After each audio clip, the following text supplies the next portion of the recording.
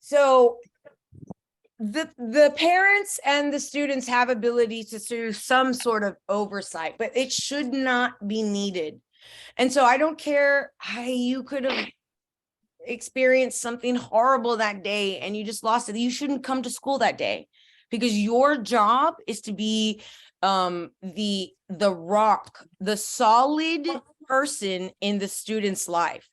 Like Miss Sauceda is not going to let me down. It's literally my job, I felt always, to not let them down. In fact, during my time at PSJ North, I was a foster parent. I already had 3 children of my own and I was a single mom, but one of my students, I had to alert CPS that she was being abused in her home.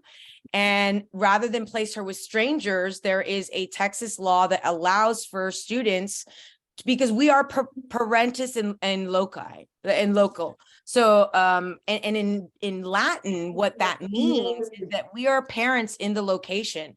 So you already, when you are a teacher of record in the eyes of the Texas state, the parents while you're in school, parentis in local. I'm going to look up how to say it completely because I'm butchering it right now, but we'll look at it when we look through the actual our code of ethics and what we're responsible for. But I took a student and she lived with me for 2.5 years until she was already a sophomore, or I think it was at the end of her freshman year, until junior year, at the end of her junior year. So about years, but we have such a big responsibility, which is why I say always teachers are the real most valuable players. They're the real MVPs of society, because we are not just teaching them academics, reading, math, social studies, science, theater. Even the PE teachers have such a huge responsibility to build up their social and emotional skills, their ability to work with others in a team, their ability to take a loss gracefully. So we do a lot for society, and I'm hoping at some point, the legislation will reflect that as monetarily, and you guys will be paid better. But let's talk about our professional roles and responsibilities, because I don't care what anybody says, we aren't professional babysitters, right, Mr. Torres? We are like literal scientists and scholars. We have to know what's appropriate cognitively, emotional maturity, physically wise for each area of the student's growth and development, and what instructional supports can we give based on their particular needs. And there's a science to it, and it changes every year with each new group of students. So it's a very noble and amazing profession. So I want to thank everybody for choosing it. And let's look at competency 1. You understanding the importance of family involvement in a child's education. Sorry, guys. Sorry, one moment. The girls gave the dogs something to play with, but it's far too loud and they cannot have something to play with while I'm teaching. Sorry, the complete distraction. So the importance of family involvement in a children's education. We know how important it is. If without their support and help, it makes our job so much more difficult. When you're working in partnership with the parents as partners, things are better. Making their lives easier, your life easier. So what that specific means is that you have to make an effort to interact and communicate with them. Your students' needs, their whenever they do something well, parents love to hear that. Whenever they're working really well in a group, take a little picture of them working in the group and send it to them and say, such a great leader, look at them at group work. That connection, that direct talking to the parents helps that motivation for them. Look how much Miss Sauceda is working for my students. Let me try to help a little, or let me do my best something, much in the way that it works with engaging our students. So engage the families and parents and guardians in various aspects of the educational program. So tell them what you're doing.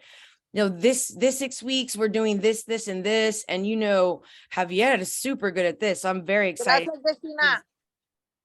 Look, okay, let's mute ourselves really quickly if you haven't already. Let me see. Okay, there. I'm muted. Okay, good deal. Getting them to know what they're doing, and then tell them the specific skills they're really good at. They might not know anything about it, but it's going to make them feel good that their child is actively excelling, learning things that maybe they didn't learn. So telling them different aspects, offering them specificity about what's going on. Always interact appropriately with all families, including those that have diverse characteristics, backgrounds, and needs. So that means that if you feel some type of way politically about the culture that this student belongs to, you need to keep it under wraps and be the absolute most professional person, because it matters not what diverse, and many people have biases, but those can never come into play when dealing with the students and with their families. Like maybe you think single parent houses do less for their kids, and so you feel you can't bring that into the conversation or have that sort of feel. Not everyone it can be painted with the same brush. I was a single mom getting 2 master's degrees and kind of rocking it out with both my children and my teaching. So making sure that you aren't bringing bias or stereotypes and then behaving in that way, or allowing those ideas to hinder your communication. Talk to everyone, regardless of the diversity, or you're unfamiliar with it, or it's not your thing. Make that line of connection so that the parent feels it and the student feels it too. I'll tell you, students behave better if they know I talk to their mom on a regular basis. Like if I chat with their mom, I send them pictures. Pictures came way later, but yeah, they're gonna behave, and their mom is gonna touch base with me, and we want for them to feel connected to the learning environment. You want to communicate effectively with them on a regular basis. So for some teachers, like for the elementary, it is, I talk to a lot of students on a weekly basis, and I have a lot of students, but I speak to so many. And I kind of feel like, I think maybe like once a 6 weeks should call the parent and give them a little breakdown of what is what, because we do get like, look at their folders, but there really isn't a lot of talking unless I make a point to go ask, how is Zuri doing? How is Zara doing?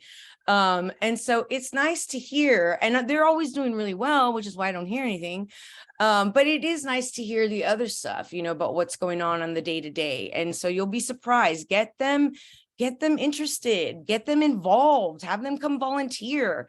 Cut paper for you or do other stuff. Get them involved in, if they can. Obviously, that isn't a possibility for all students from all backgrounds, but we need to make sure that if a family has a diverse need that is affecting our students, that we try to accommodate in some way.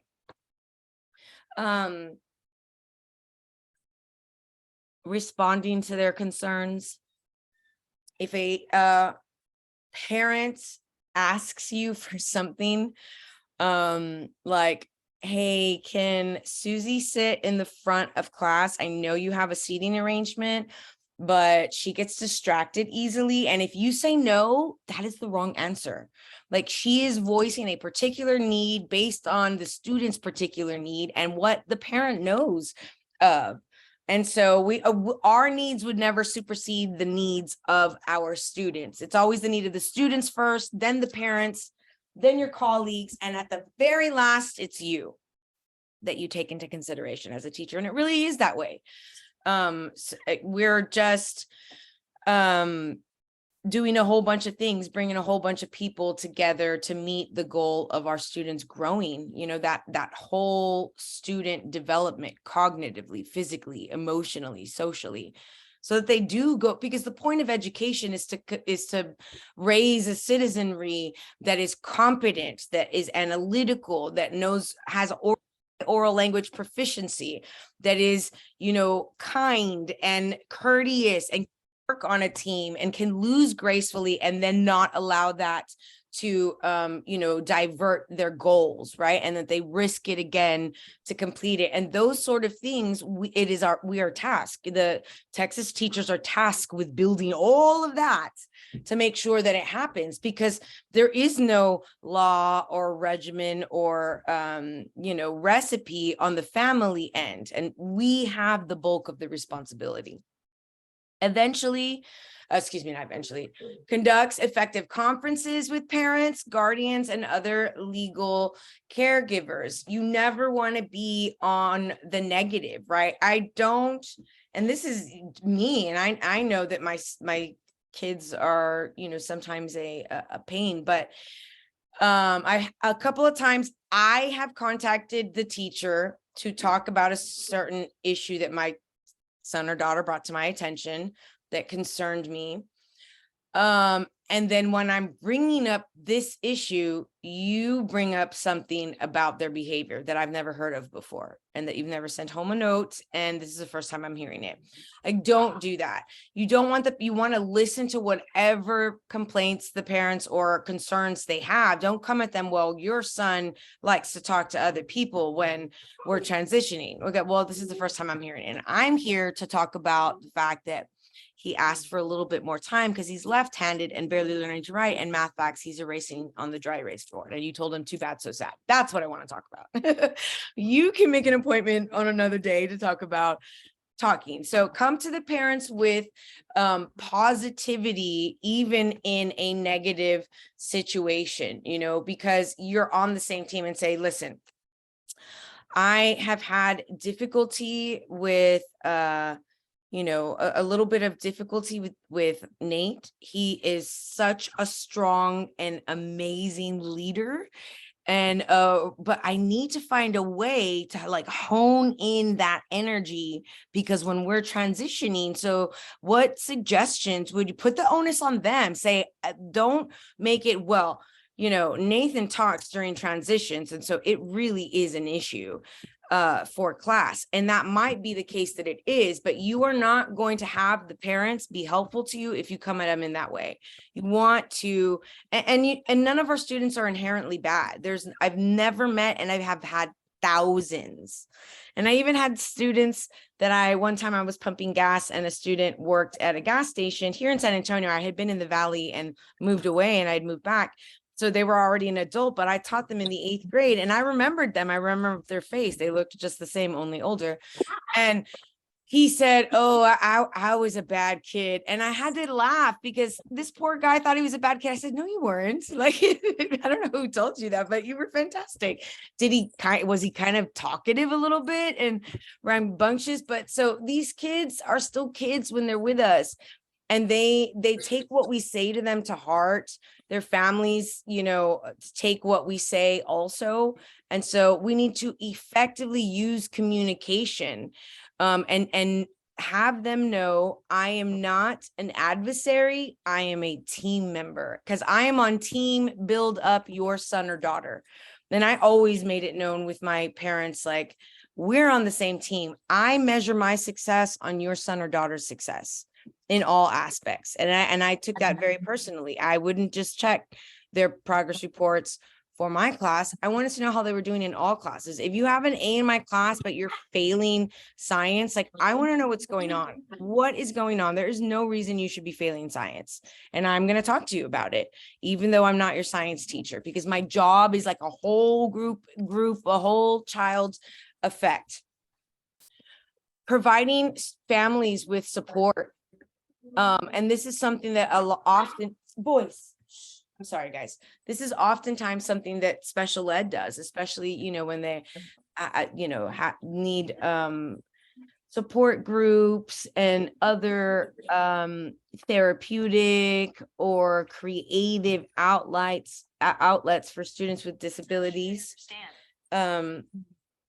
Connecting them. We are sort of the hub, and because we know there are resources that like the community, the county puts out for different family needs, whether it be food, whether it be like I mean, in the Valley, many times I worked to make Thanksgiving baskets for kids and for our families in the colonias, you know, that didn't qualify for federal aid and needed food so that they can, you know, feast with everyone else. And so there are those things that we know, and it's our job to know what students need and what families need what, so that we can be an effective leg of support for them that extends past the school.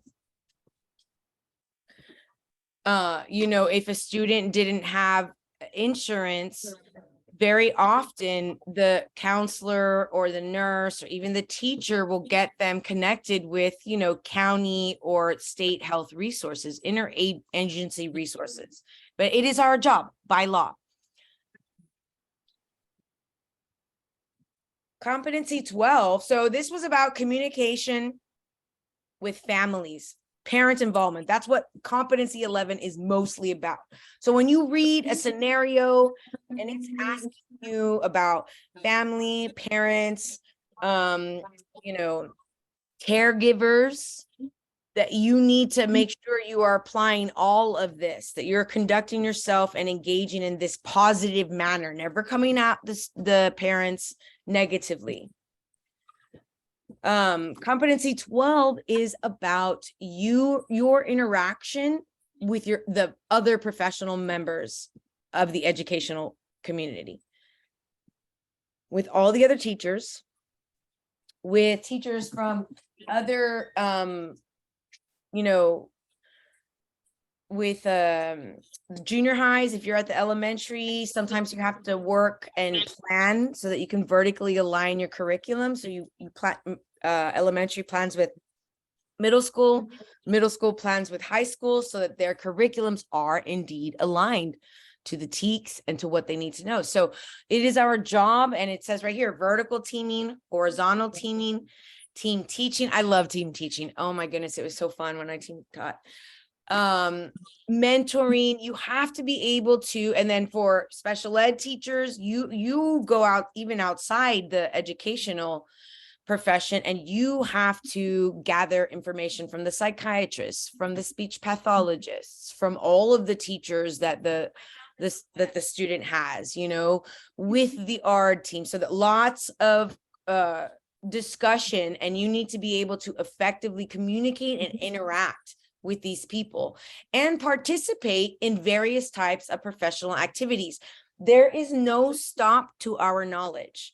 What we continue to, like, are we doing it the best way right now? No, because it'll change, which meant we weren't doing it the best way, just like it's changed already, right?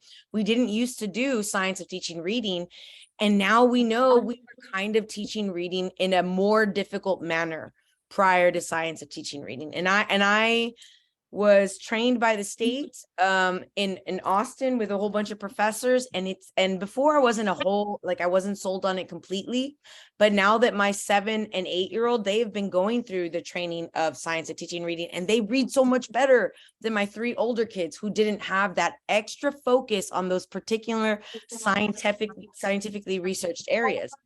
So we don't know everything, and we don't have it perfect yet, which means there is always a better way to do it. And someone's always coming up with something new, especially with technology advancements, what we know about science and neuroscience and how students learn. So it is our job to also continue our education, continue to seek out new ways to engage, new instructional strategies, find out what the scholars are talking about with concern to your particular content area, to continuing that professional development of your expertise, and also sharing your own expertise.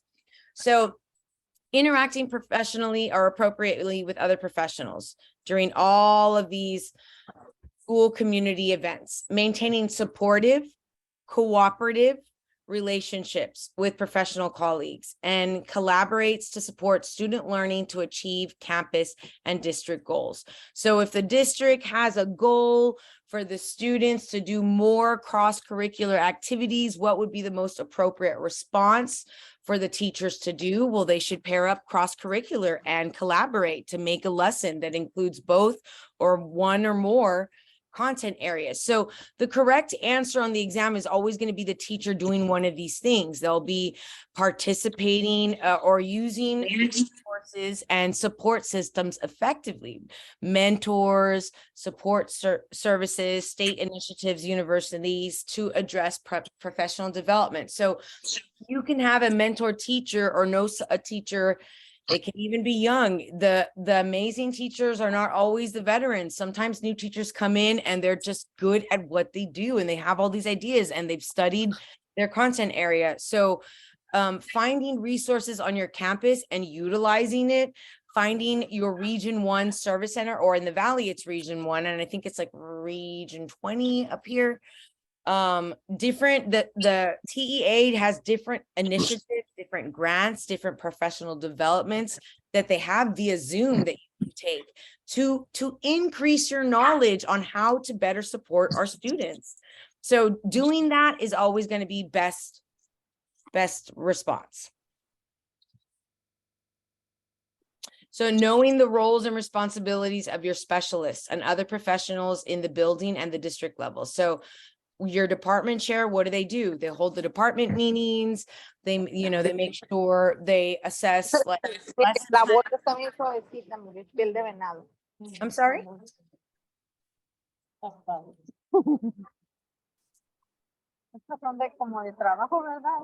I'm sorry. I'm gonna have to mute you again.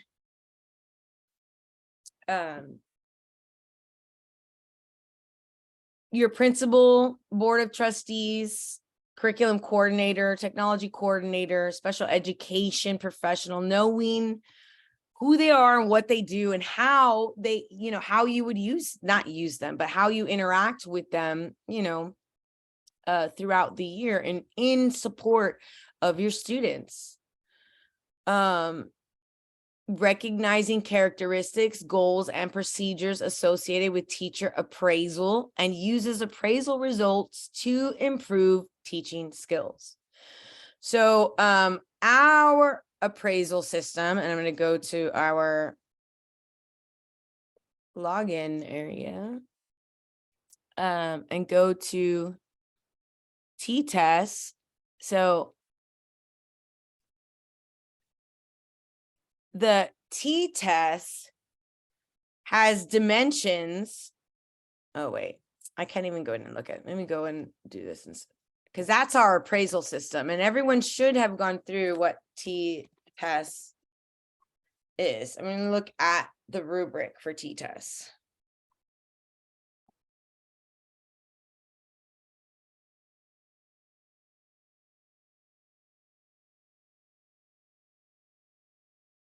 So what do you notice? You can unmute yourself. I want you to I'm going to scroll through. This is our appraisal system. This is how we get assessed every year. And then once you've taught like 5 years, you can get well, I don't know. It used to be a waiver. Like some people were grandfathered and they never had to be assessed, which that was a long time ago. Like when I started teaching in 2003. But then they went where you could get like a 3-year waiver and you didn't have to be assessed until every 3 years. And then there was a 5-year waiver, but you had to get like the highest commendations on your appraisal in order to not have to be assessed every year by your principal. And the state looks at this. So you have planning is the first section, planning, instruction,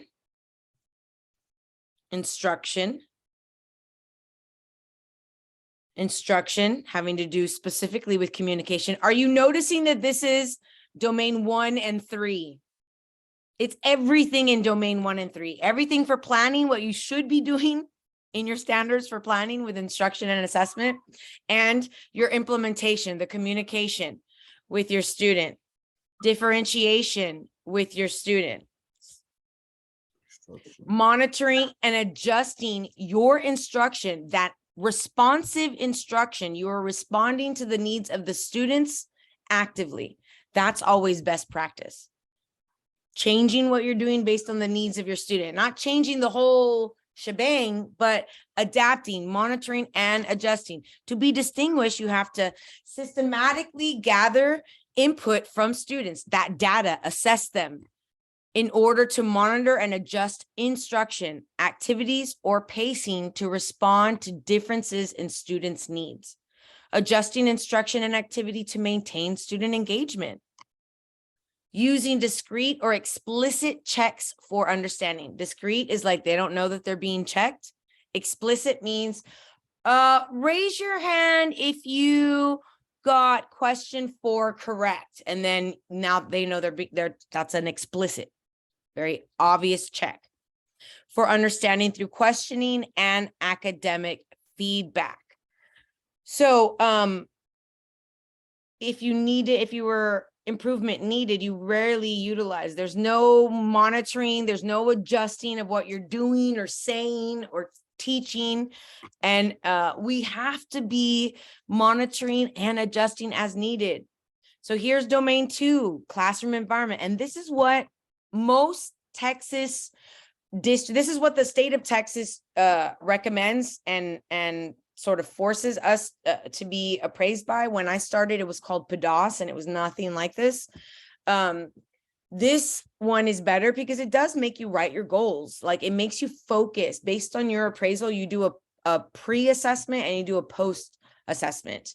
And you have to write goals for yourself after you've been assessed by your appraiser. And whenever I was assessed, I never wanted to do a dog and pony show. And that's where you know the day that they're coming and you have this amazing lesson that you don't normally do, and that's what you get appraised on. Like, nombre, I never did that, not one day that I ever was appraised. I wanted you to come in. I mean, you don't even have to tell me the day, just come to my class. Because that's how I feel like that's how it should be. You should be able to come in any day and I should be doing all the things I need to be doing, right? I should have. It might not be. And yes, I try to do like amazing activities with the kids, but I try to do it on a more often basis than just when I'm getting appraised, right? I'm going to do tactile activities on a weekly basis where the students are moving and like getting up and cutting and pasting and audio and visual on a weekly basis, not just the time that I'm getting observed. Managing student behavior. Monitoring their behavior, reinforcing positive behavior, modeling respectful and positive behavior. I sometimes get a little bit early where I hear like the kindergarten is where my girls' school is at. They're in this other area that is like away from the big kids, I guess, like a smaller playground that's just for them. And there is a couple of kindergarten teachers at their campus. And I know, my daughter has already mentioned this because she had one of them, but they yell a lot. When they there's just like a lot of yelling and snippiness, and the kids remember, learning via modeling, especially before they can read. Kindergartners can't read yet. They're not learning from reading. They're learning via watching the way that the people around them behave. Which is why when we get students with behavior issues, they're seeing the way that they're acting is probably the way that their parents act, or something is going on there. And so we want to model good behavior. So even in times of frustration, a good kindergarten teacher, you'll hear them say, oh, friend, you sound really frustrated. Like, how can I help you? Like, let's use our words to discuss what's going on. Not meeting them with, you don't talk like that. Like, that's not the right response. And that teaches them something about a human interaction that we don't want to solidify in their brain. We want for them to see that you don't have to be frustrated. You can control your feelings, talk about them. And so making sure that we're appropriately reinforcing it, even with our own behaviors. appropriately and intercepts misbehavior fluidly. Students and teacher create, adopt, and maintain classroom behavior standards. Together, we have gone in on a social contract. And I did in the beginning of the year establish a sort of team environment. I didn't start my curriculum on the first day of school. I didn't start on the second or third or fourth or fifth or on the 6th. I did, a whole week. We got to know each other. I got to know you. You set up everything we need to set up to do the things we need to do. We, played games that I learned stuff about them, a name game that allowed me to learn their name by the second day of school. And they got everything in order, and we came up with our expectations. We talked about the goals that we needed to accomplish this year and the stuff we needed to do, and really set ourselves up for the year in ways that was so fruitful and made them, just work so hard because they felt a team family type situation. And I never had people skip my class. That was not a thing that ever was a thing in my classes. And I taught high school and junior high, and typically those areas, some teachers have difficulty with getting some kids to come to class. But if they feel important and heard, kids want to go to your class. They just do, because many times they don't feel that way. And so if they feel like you're going to go in there and yell at them and make them quiet and like nobody talk about anything, like, first of all, they're not actively acquiring oral language proficiency in a quiet classroom, but you should be engaging them and prompting them to always speak and talk and use the new knowledge that you've discussed, and through your carefully crafted questions from domain 3. Classroom culture consistently engages all students with relevant, meaningful learning based on their interests and abilities to create a positive rapport amongst students. That's the goal. So the correct answer is going to be you doing all of this, utilizing their interests and their abilities, utilizing their strengths and abilities. Do not think of the students as weaknesses or deficits. Do not measure them or look at them based on any deficit or difficulty. They are a bag of skills. You need to look at it from the skills perspective, from their strengths, and use those strengths to build on current weaknesses. Students collaborate positively and encourage each other's efforts and achievements. And if they don't see this happening in your classroom, it means you didn't develop it as part of your classroom culture. And I've told you many times that you have to carefully craft your cooperative and collaborative groupings so that they are meaningful, utilizing GT kids or kids with high skill levels in groups with those with lower skill levels. They both benefit from that interaction, and students feel and learn it from that different perspective from the student that's got it already.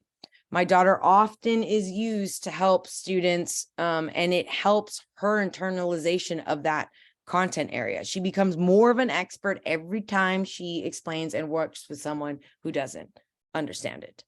So collaborating and meaningfully grouping your students so that they can be helpful to each other in a way that's meaningful towards achievement, right? Meaningful towards student goals. If I group them willy-nilly or let them choose, there's not going to be meaningful growth there. There just isn't. They don't know who best to choose to suit their needs. We do, because we've studied and we know pedagogy and all of the theories that are involved with it. Our professional demeanor and ethics behaves in accordance with the code of ethics and standard practices of Texas educators, which we're also going to look at in just a bit. Models all professional standards, attendance, professional appearance, behaviors across campus and district for educators and students. Advocates for the needs of all students in the classroom and campus. So always advocating for their needs. Students come first and foremost.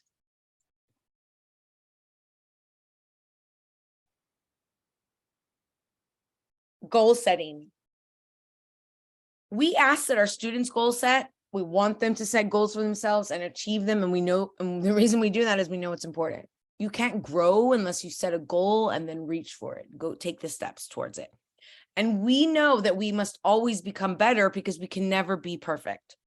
Things are changing and there's always a new, better way. So goal setting is important in our profession.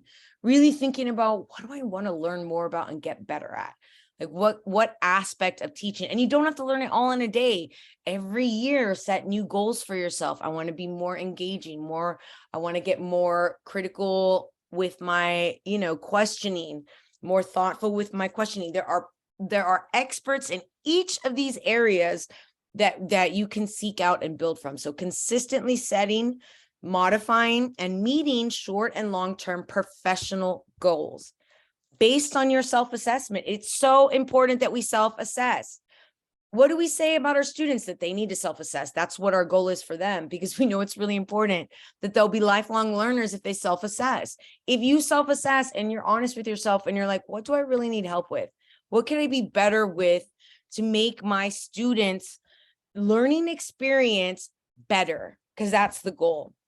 The better the learning experience, the more internalization of the learning and the more success the student's going to have retaining that later on.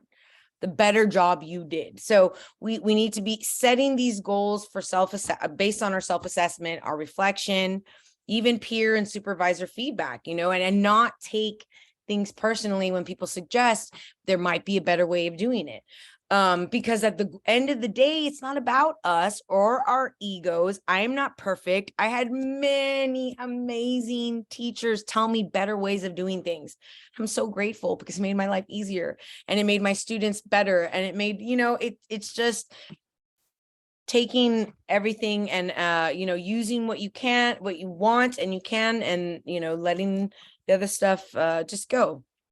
Contemporary research and analysis of student learning. Contemporary means that it's up to date. Research changes based on new knowledge. We gain so much new knowledge, so much so in English language arts and reading that a whole new content area had to be made. The science of teaching reading, apart from ELAR. Not to say we weren't teaching reading before, but there is a science to it, a particular way in which it needs to be instructed in order for ease of literacy. So now we know, and everyone that taught EC6, everyone that taught core 4 through 8 had to get that training, had to know what now every new teacher is responsible for knowing. They had to get that professional development because contemporary research had changed, and thus instruction of that particular area had changed. Implement substantial changes in practice resulting in significant improvement. All of the EC through 6 teachers implemented substantial and significant changes when STR came out. And I think it hasn't been measured yet. They're going to see huge based on just my 2, I'm like, whoa, I wish I had learned, and I honestly, my oldest struggled because he hated doing the spelling list and writing them over and over and over again. And they don't do that anymore.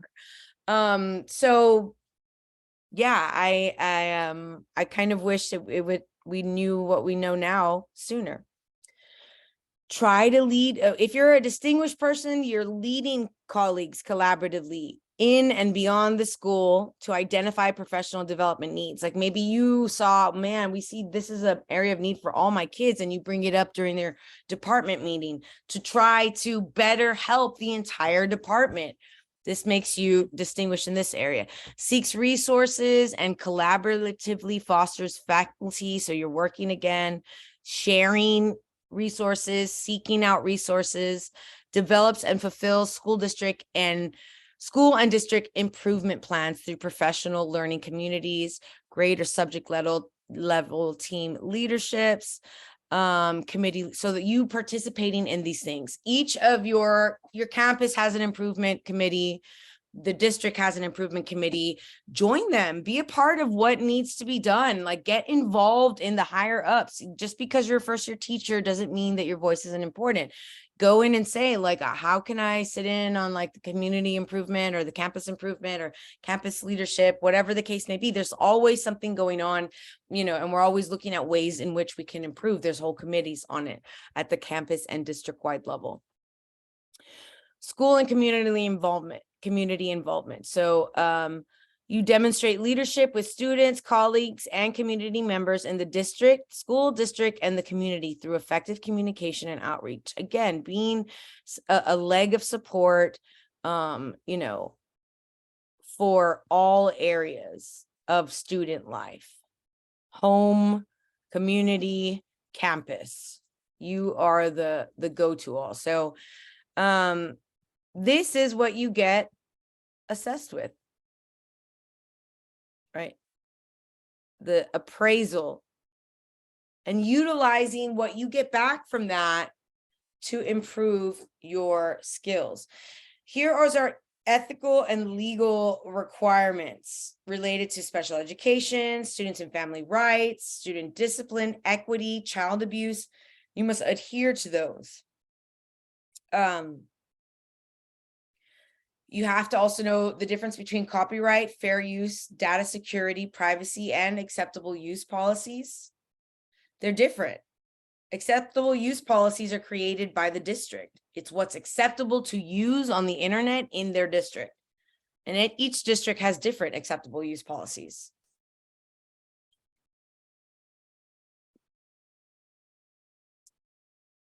Knows and applies the ethical guidelines for educators and the policies and procedures described in the Code of Ethics and standard practices for educators. So just to copy standard practices for educators, just so we can see it real quick.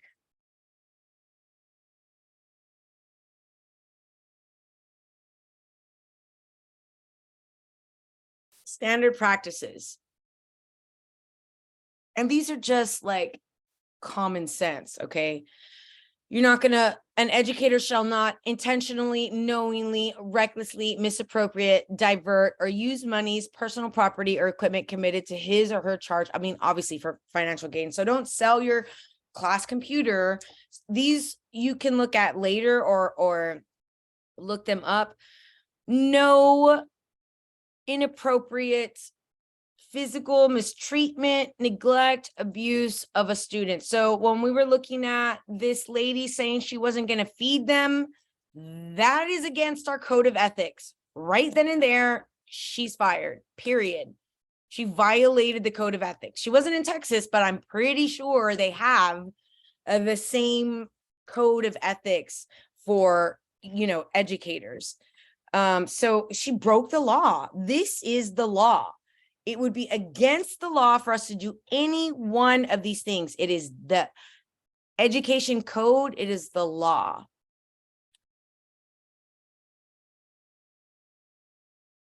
The educator shall not interfere with a colleague's exercise of political, professional, or citizen rights and responsibilities. Discriminate or coerce a colleague on the basis of race, color, religion, national origin, any of these things. Shall not use coercive means or promise a special treatment in order to influence professional decisions or colleagues. So, I mean, these are pretty straightforward. These have to do with students. You are not to exclude a student from participation in a program, deny benefits to a student, or grant an advantage to a student on the basis of race, color, gender, disability, national origin, religion, family status, or sexual orientation. A past intern told me that there was a question on the exam that said,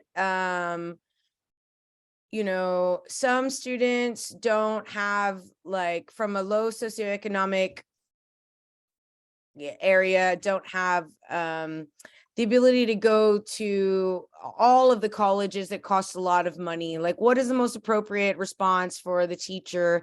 And it's, you should never tell them that they don't have enough money to go to a particular college. That is excluding the student from participation, denying them the opportunity by telling them, it's really expensive and kind of out of your league. Like, absolutely not. No, there's financial aid, there's scholarships. If you work hard, you don't exclude a student based on anything having to do with, apart from performance in school, you do not exclude them.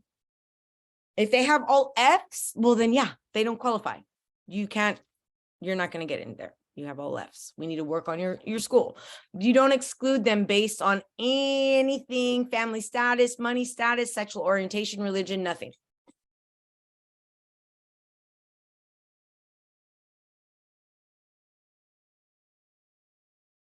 Educator-student relationship and boundaries, obviously you guys know. Inappropriate communication, and this is what I mean, you know what's appropriate and inappropriate. The nature, purpose, and timing. I mean, if you text a student and it's and you shouldn't be texting a student to their personal phone, but I mean, there are apps, educational apps in which you can text students, like Remind and other Google type things. But if you shouldn't be texting a student at 2 in.the morning or messaging back. Can you grade? Yes, but I wouldn't even email at 2 in.the morning. Like, even if I was catching up on work or like grading, and it is like, let's say you have seniors and they're working on their college entrance essays or whatever, and you're utilizing Google Docs and you're giving feedback and you need to be timely about it. I would just wait till the morning and send it at 7 in.the morning. Like, and even if you read it and did the notes or whatever at 2 in.the morning, which you might if you're an English teacher, I wouldn't send it. It's inappropriate. I don't want to get like, it's just wait until the morning to send. Timely, appropriate communication. Obviously, subject matter is important. You shouldn't be talking about anything inappropriate. Communication openly, or the educator attempted to conceal the communication, whether the communication should be responsibly interpreted. Oh, no sexually explicit anything. Sex should not be a topic of conversation unless your student is telling you that she's pregnant and she had unprotected sex and you're trying to help her seek whatever. That's another issue. You would not be engaging in conversations about sex with a student. Never, ever, ever.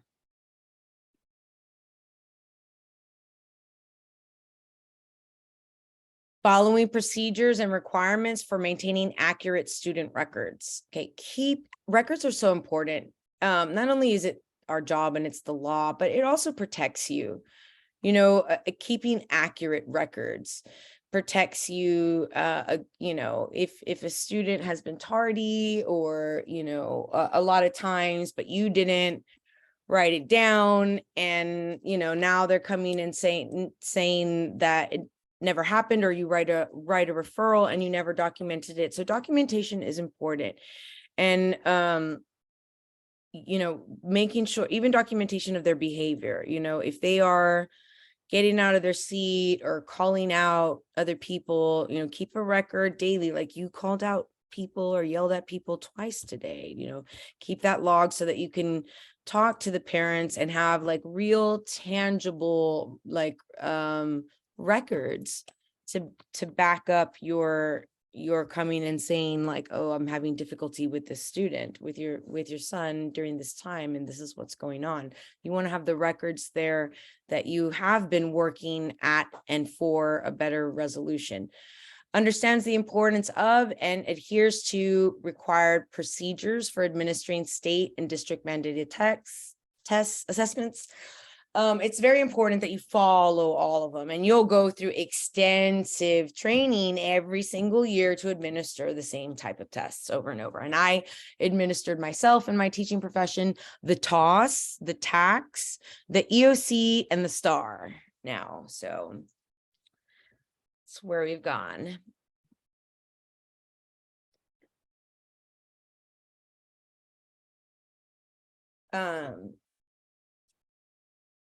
Let's take a look at some of those questions. Most people have the least amount of problems with standard 4. Just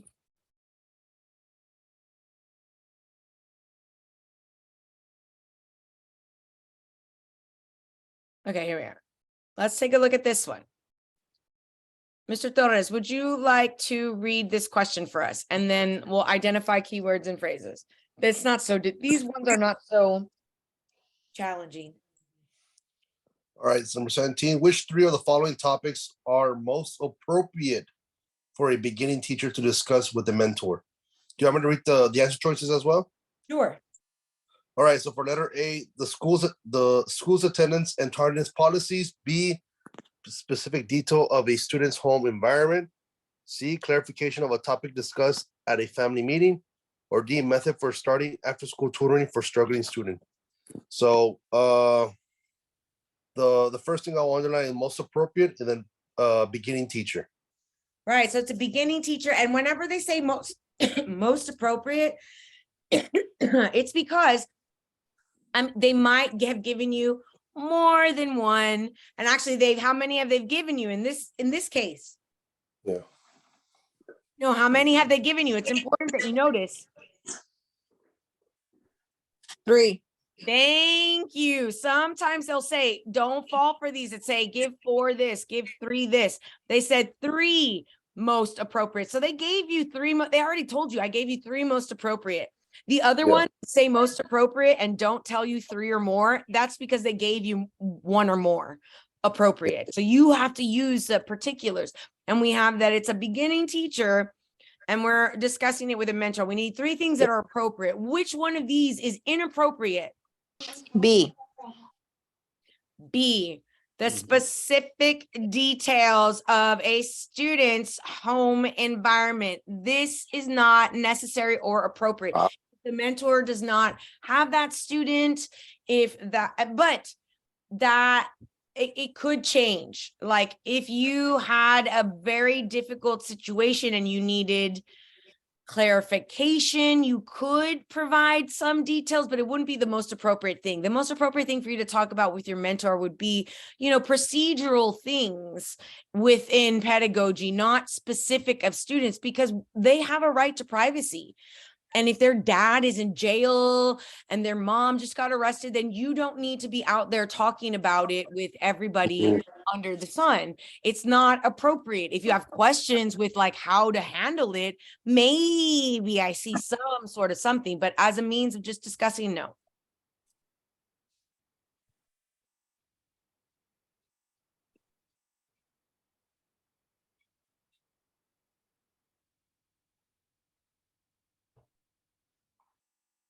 Okay, so A is correct because requirements for taking attendance can vary, and they do. Every campus I've worked at, they are all different. Every grade book's different. My first grade book was an actual paper grade book. Like I remember paper grade books, but then the different systems that people use for grade books, every district campus is different.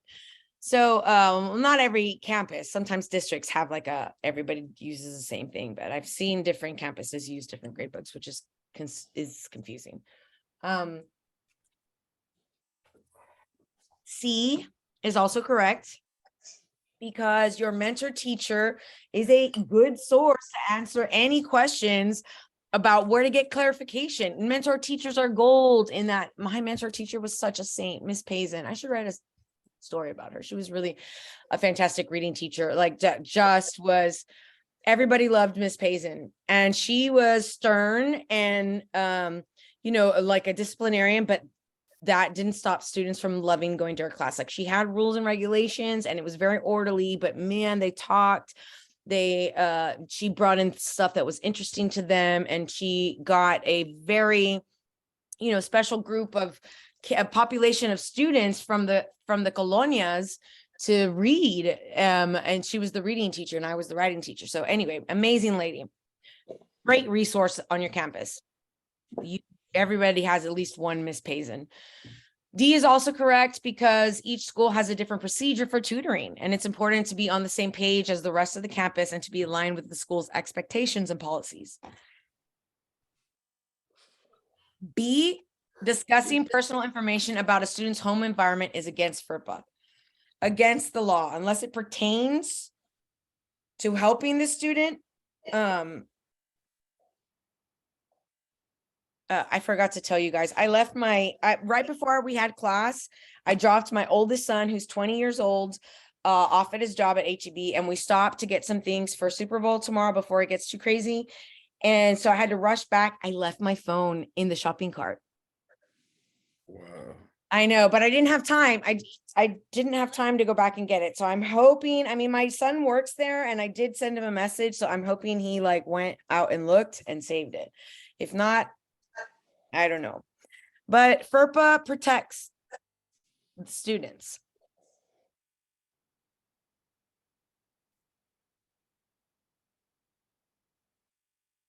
Let's do this one as well. This one should be an easy peasy. Again, Mr. Torres, thank you so much for helping me. Can you read this one and the answer choice? Sure. All right. So a student qualifies for special education services. The student needs an individual educational program or IEP. Which three of the following people must be involved in developing the plan? Well, I would say, well, I think I see something similar to this in the PPR. So I think it will be A. Yes. It will be general education. I don't know if it's either the general education teacher and the school administrator. Yeah. No, You got it. counseling. All right. Yeah. I saw something it. similar like this in the test. Right, absolutely. And so you have to know who's on the ARD committee. Who is on the ARD committee and has to be there in order. So it's the special education teacher that has the student, right? In order to do that individualized education plan that they're going to do, right? And she has already gathered data and most likely every single teacher that, like, let's say in middle school, the special ed teacher is assigned a student and that student has a math teacher, a science teacher, social studies, and everybody turns in a progress form on the different things. Are the accommodations and supports working? What new accommodations have you been using or should you use? But one general ed teacher has to be there from the students' schedule, right? So one has to be there in person. The special ed teacher has the paperwork from everybody else, because all of that is data that we use in order to better support the students' needs, and the administrator needs to provide over it. So that is needed every single time. If those three people are not at the ARD cannot take place. And if the parent's not there, obviously. Yeah. Excellent.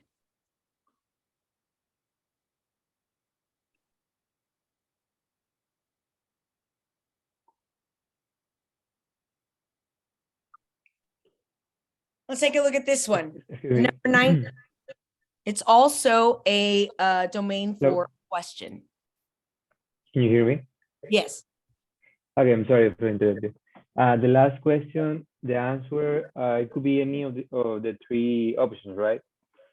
It must be all of them. They all have to be there. So let's go to the rationale. Okay.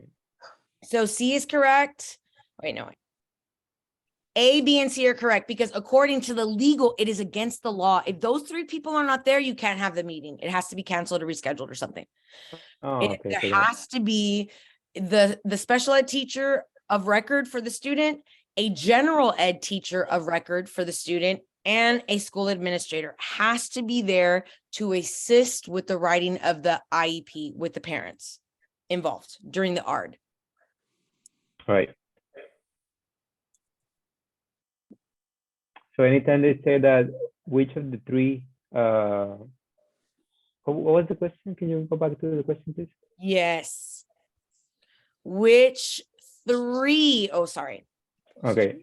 Three of the following topics are most appropriate. So sometimes they say which 4, which 2. And so if they do that, make sure you choose 3 or choose 2, depending on what they've said. Oh, okay. Which 3 of the following people must be involved? Must. It has to happen, not may be involved. No, it must and needs to happen, or else you cannot have that ARD. It's against the law. Okay. And the number 17 is only one, right? Because it says are most appropriate. So it's Right. only one, right? Which one? Okay. He's And probably the talking number about number 17? 17. Yeah. Is the most appropriate, right? So it's gonna be only one. It says which 3 of the following topics, though, are most appropriate. Not is, but are. So there has to be 3 answers that you choose for this one. Okay. And they will give you those. So make sure you read them carefully, because you might say like most appropriate and see one and just only choose one. But if they've said 3, then you need to choose the 3. But in Okay. number 17, like in number 17, so that means 3 of these are most appropriate. So like in number 17 was B. So one of them, there's 4. Does that mean one of them has to be scratched out? Right. Yeah. That's right. Yeah, I think I've seen similar questions like this. And see, yeah, it does throw you off. When I first read this earlier, I was like, what the heck? Like, they all seem pretty good. Like, what's going on? And I saw B, I was like, I was unsure. Right. Yeah, I didn't even notice that we need to pick more than one answer. So For good some to of know. them, but not all of them. Okay. But if they tell you most appropriate, even if they didn't, like, I'll go to one that says like this one, most appropriate or best help. It's because they've given you one or more appropriate or okay, but one is best based on what they say. Yeah. So let's do this one here. You want to read that one, Mr. Torres? You have a Sure. nice voice. You're giving me a little break. I appreciate it. No problem. No problem. So a teacher wants to require students to purchase a novel for an assigned reading. Which of the following is the most appropriate source for the teacher to check whether requiring the purchase is allowable? What's the goal for us here? Let's do our strategies. What's the question asking us? What keywords and phrases? What's the goal? Most appropriate source? That's the first thing I underline. To check whether purchase is reliable. Purchase of a novel, right?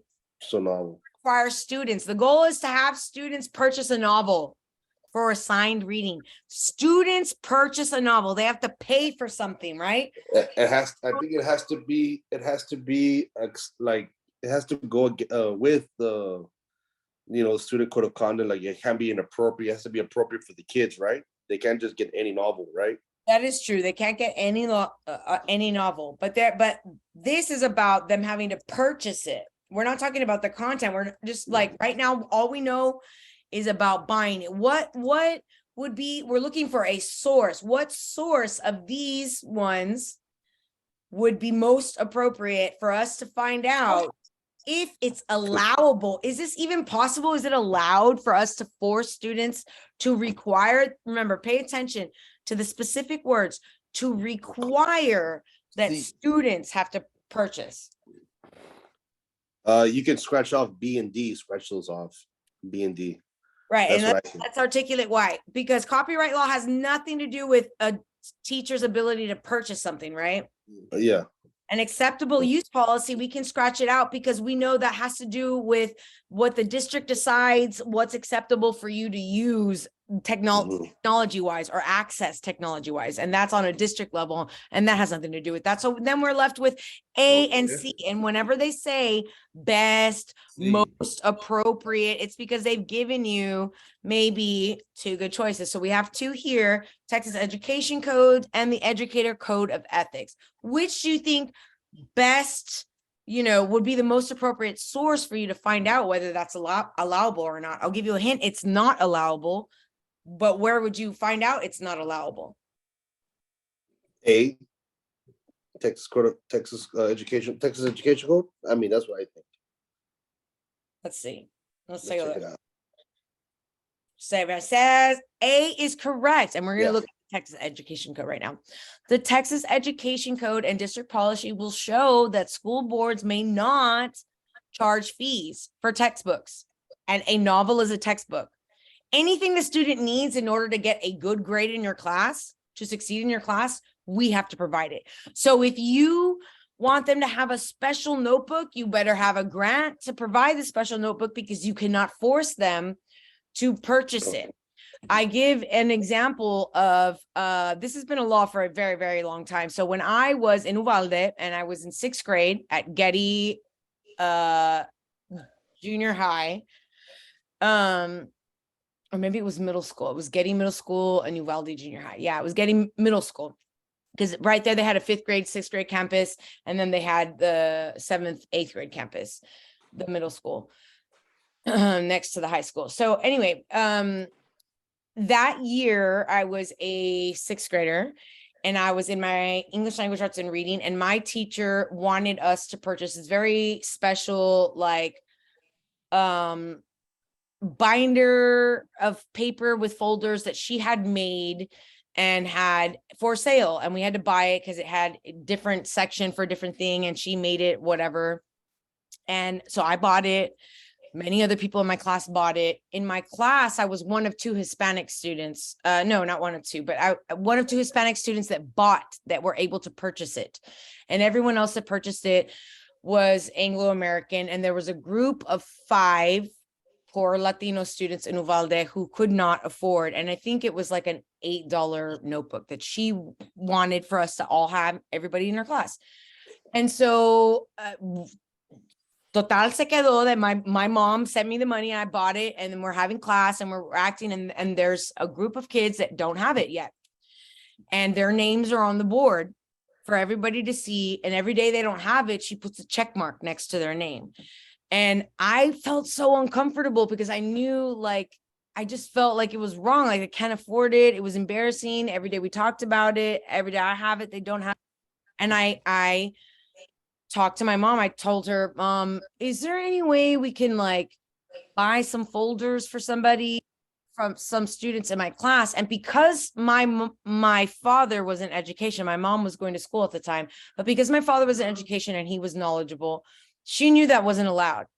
And so she had nothing to do with me, but she made an appointment with the principal and said, you better buy them, all those students, and erase their names from the board, or, you know, be dealt with a lawsuit. You cannot demand that they pay for this thing and get bad grades as a result of not having it, you know? And I remember thinking my mom was this hero because the names got erased from the board and they got their little notebooks, and then we went on with our merry lives, and it wasn't uncomfortable anymore. And so you can't do that. It's against the law, and not everybody knows it. And not even all teachers know it, because sometimes they get a wild one and think this is a really great idea. I'm going to do this. And it might have been an amazing organizational tool, but if you can't provide it for everyone, then you can't demand it of everyone because it's against the law. So copyright law is in place to protect the author and not determine whether students can be required to buy a book. C is not suitable because it's not specific enough to address the situation. It relays the need to be ethical, but it does not provide the teacher with information if the action is allowable. And A does. It's not allowable for us to require anything that is needed for student success at a cost. Like, if it's necessary for their success in our educational program, we provide it for you. All you do is the brain work. You have all the tools here. And D, acceptable use policy refers to procedures for using school and district resources and computers, like what's allowable, like what is okay to use within the district. Okay, guys, that's where we're going to end today. Do you guys have any questions before we leave? Yes, Miss Sauceda, I have a question. On Wednesday, will you be having your other tutoring session? Yes, ma'am, I certainly will. Now, when are we going to go over, Miss? On Wednesday, we will be going over some highlights. We're going to go over keywords and phrases for each of the areas. So keywords and phrases for domain 1 that should alert you to, so like they talk about diversity, this is what you do. They talk about ELL, this is what you do. And then for domain 2, which is classroom environment, if they say a particular keyword or phrase regarding that classroom environment, we are going to go over keywords and phrases for each of the areas and possibly look at some questions. The thing is that we have such a like a TEA and Pearson they're such crazy people about keeping testing like integrity that we don't have a lot of practice questions, and that limits your ability to practice the skills that you need for this exam, because it's not just knowing the pedagogy, it's carefully reading and finding what is the question asking me, what keywords and phrases are present, and what do I need to do as an educator in order to support the students, you know, based on the keywords and phrases that are identified. So we're going to look at keywords and phrases in each of the 4 domains. Okay, awesome. Also, I'm having a little bit issues with, because I did take the PPR and I did see a lot of questions regarding the 1st grade, 2nd grade, and 3rd grade. And that those are the Cognitive tricky error. ones. Yes. Because that particular group, remember, when we get children, they're not fully formed. Their brains are not fully formed, which is why it breaks my heart to see any teacher being mean to a little kid or like talking bad to them, because brains aren't even fully formed. Whatever they did, they're not even there yet to be able to defend or acknowledge. I mean, it's heartbreaking. So with 1st and 2nd grade, they're on that concrete level. And it's because neurologically, a human's brain, like let's say I grew up in a hole my whole life and somebody found me in my hole. I was just eating roots, whatever, I survived, and they found me and I came out and I'm 19 years old. And they said, here's the situation, predict what's going to happen. I would have no point of reference to predict. I can't abstract, because I have had no experiences. I have had no concrete, detailed experiences where I can abstract or predict what's going to happen. And so a lot of what our upper level courses do is they require our students to abstract, to predict, to infer, but that's based on your experience, your knowledge, like breadth and depth. And so with our really with our kinder through 3rd grade, concrete, and 4th and 5th, concrete instruction, right? Having the students doing things, seeing things, experimenting those things. It's very important for us to build that, that experience aspect with them via concrete instruction so that their neurological pathways are all over their brain. And later, when they're older, they can abstract. They can think like, oh, I get it. This can happen because of this based on what I know before. But if they don't have a point of reference, if they don't have that experience, they're not going to be able to abstract. So with our kinder, 1st, 2nd, and 3rd grade, much of what we do has to be hands-on for them, has to be explicit instruction, planting a plant, going out and seeing things, real concrete instruction so that they can abstract later. But we can go over that. We can go and review the learning theory dealing with K through 6. It's important. Awesome. Thank you so much, Ms. I really appreciate it. Absolutely, guys. Thank you so much. Audio issues. I can't hear you at pieces of the time. Oh my goodness. And it becomes robotic. I have a question, Mrs. Sauceda. Yes, absolutely. Please ask me your questions. I have to take the PPR exam. Can it's possible if you can open the option for register for the exam? Right. So which of you guys, I'm going to make a list for Monday. They won't open them this weekend, but I can certainly make a list for Monday. Which of you need to be to have your next attempt opened? Ricardo. Mm-hmm. Thank you, Mr. Torres, for your help. Thank you. Francisco Waldo. Thank you, Francisco. All right, yes, I need my test, send in the test waiver. Okay, so you're doing hours, coach? Yes, this Jason. Yes, I'm doing hours. And do I need to turn in my test waiver after this meeting? I don't think after this meeting. Are you working with Miss Alvarez for the test waiver? Yes. Okay, excellent. Yeah. So have you watched all the videos? Yes, I have. Okay, excellent. So yeah, I need to how many hours did you need for the waiver? 240, I think she said. 240 hours. No, that can't be right. 200. I'll get with her. I'll get with her and I'll get you the right, because it's either 25 or 50. Like once it gets, actually, I haven't seen it above that. So I'll ask her. Okay.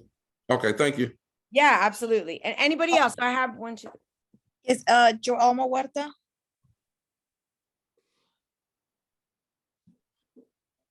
Okay, so I want you guys, you can schedule your exam, but I want you to continue to come to the classes Wednesday and Saturday, and we'll talk about different sections. I'll continue to look for better, question scenarios for us to work on so that we can practice those test taking skills. Because you have to be mindful of the words that they're using in order to ascertain the goal and what they're really looking for. Miss Miss- Sauceda, Miss Hilda Ramos, can you add me, please, Miss Sauceda? Yes, ma'am. Thank you so much, Miss. By any chance, is the interactive exam good? Or is it helpful? It is good. The Pearson one is good.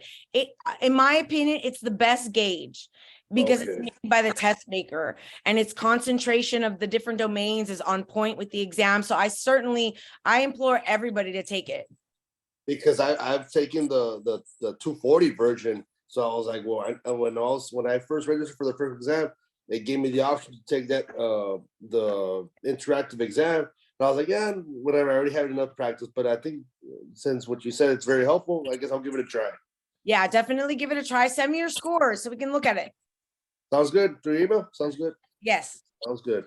And what time was going to be your next session? Wednesday. What time? Wednesday at 6:30. Wednesday at 6:30. Sounds good. Okay, thank you guys for your time on a Saturday. I really appreciate it. Teachers are the real MVP. I'm gonna continue to say that I feel like you guys should be paid like at the minimum $100,000 starting Saturday. De volada, like it's a lot. Thank What you. guys do is a lot, and what you have to know is a Thank- lot. So thank you guys, and Thank you very much, Miss Sauceda. Yes, Thank you. bye, guys. Miss Bye. Sauceda, I have a Right, thank you. question. Thank you. Yes, absolutely. This is my first session attending. I'm like party to the party. I'm trying to figure out like so what do I need to do? How many classes do I need to attend? What material do I need to do to be able to attempt the exam? Okay, so for sure, I want for you to watch the first video in my playlist. I should have already sent that to you with the resources that we use, because I go into a deeper dive of like domain 1 and all the other ones, and there's a lot of videos there. So watch as many as you can. Comment something either new or interesting that you learned on each one, so I know the ones that you watched, and then I'll tell them to open up the exam. Okay. Sounds good. All right, guys. Thank you, Miss Sauceda. Harder, right? It's so good. It is very good. Giselle said that the test is very good. Guys, take the Pearson exam. It is a really good, it's like comparable to what you'll experience. So it can be such a helpful, for me, instructional tool to know what you need particularly before you go in for your next administration. All right. Thank you, Miss Sauceda. Yes, bye guys. Thank you so much. Have a beautiful rest of the weekend, and go Eagles. Bye. Have a good weekend. Bye-bye. Have a good weekend. Bye-bye. Thank